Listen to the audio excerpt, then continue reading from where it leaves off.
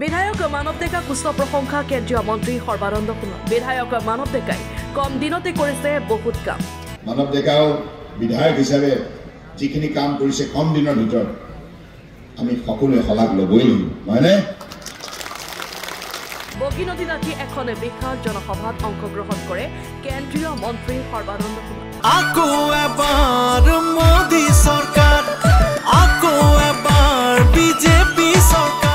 কেন্দ্ৰীয় মন্ত্ৰীগৰাকীয়ে কয় যে প্ৰধান বৰুৱাৰ দৰে পৰিশ্ৰমী সাংসদ পোৱাটো সৌভাগ্য।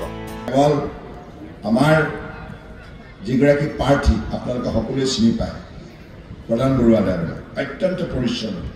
ৰাতিপুৱা 5 বজাতে উঠি ৰাতি 2 বজালৈকে কাম কৰা এনে এগৰাকী কৰ্মদক্ষ সাংসদ সমষ্টিৰ প্ৰত্যেকটো অঞ্চলত, চহৰে হওক, গাঁৱে হওক, বাগিচাই হওক, বস্তিয়ে হওক, প্ৰতিটো অঞ্চলৰ প্ৰতিটো জনগোষ্ঠীৰ সমস্যা সমাধানৰ বাবে যিগৰাকী জনপ্ৰতিনিধিয়ে নিৰন্তৰ প্ৰচেষ্টা চলায়, সেইগৰাকী হৈছে আমাৰ মৰমৰ সাংসদ প্ৰধান বৰুৱা।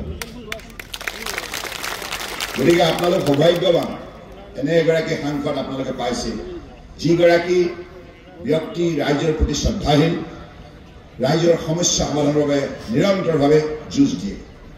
গতিকে আজি মই তেখেতৰ হৈ আপোনালোকৰ আশীৰ্বাদ বিচাৰি আপোনালোকৰ সঁহাৰি বিচাৰিছোঁ, দিবনে? বগীনদীৰ এই জনসভাত হাজাৰ হাজাৰ জনতাই অংশগ্ৰহণ কৰে। ৰূপহী আমাৰ অসম, ভাৰতীয়াৰ সোণৰ অসম গঢ়িবলৈ